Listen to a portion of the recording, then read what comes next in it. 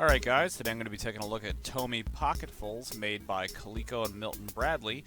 And these were originally released in 1978, and there was a wide variety of games that you could pick up, and since the early digital handhelds at the time were just mainly red dot soccer and football games, this gave parents another opportunity to buy a cheaper alternative that kids could play, and also you didn't have anything like Tiger Electronics or the Nintendo Game Boy, which wouldn't be released later until 1989. So there was a myriad of games that you could pick from basketball to hockey to even knockoffs of popular arcade games that were licensed by Coleco. And these were really fun. You usually had to manipulate the metal balls by way of a spring into different chambers or try to score points. And they were very portable and cheap at only $5, so kids could pop it in their pocket, take it to school, and parents wouldn't have to spend a lot of money on one of those digital handhelds. Alright, so here I have 3 of the Tomy Pocketfuls from my collection. You can see here I have the one on the far left with the yellow and orange is a Tic-Tac-Toe style game where you had to try to line up the balls by number down in the bottom, and also through the top carousel up at the top to score points. So pretty neat little Tic-Tac-Toe version game here.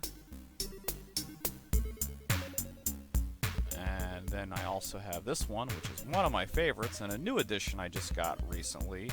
It's called Caterpillar.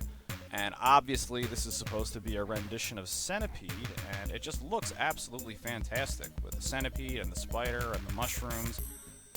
Centipede being one of my favorite arcade games of all time, this really comes off well, and as I'll show you later, it actually plays really well for a little spring-loaded game as a pretty fair rendition of Centipede.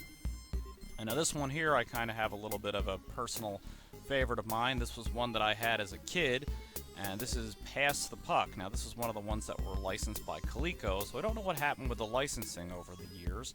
And basically you just have to flick the little metal beads from one hockey player to the next and try to score it in the goal.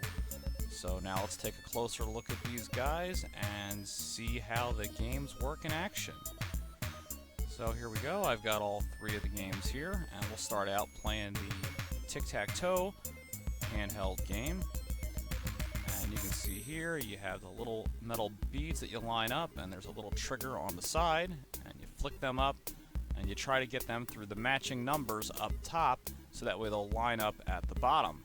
After you get them all to line up, you line up, add up all the numbers together, and if you have the highest score, then you win. There's also a little wheel in the center that can change the direction of the balls, and it kind of reminds me of like a little Plinko game. So yeah, this is pretty neat. Once you're done playing, you just tilt it forward, all the metal balls drop back out, and you're ready to go again. A pretty good little game. Alright, now on to one of my favorites, the Caterpillar, which obviously is Centipede. They just didn't want to get sued, so they couldn't call it Centipede.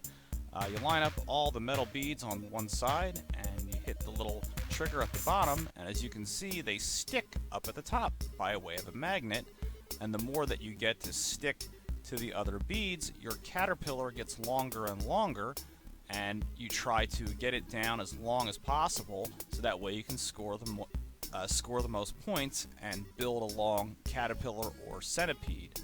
Now, I think this game is really creative, and it's a little difficult because once you get a lot of the metal beads attached to one another, the magnetism doesn't really work that well.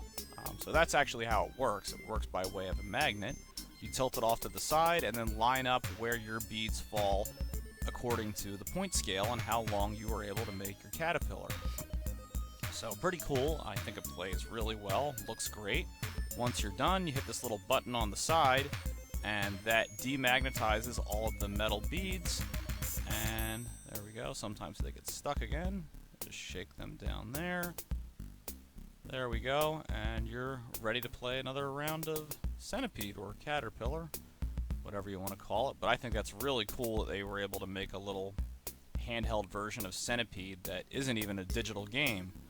So now here we have Pass the Puck, and what you do here is you get all the metal beads down on the one side, turn the little spinner around, and then you eject one to the first hockey player, and you try to pass, well, literally, you try to pass the puck to each hockey player, and it's a lot more difficult than it sounds because the sensitivity.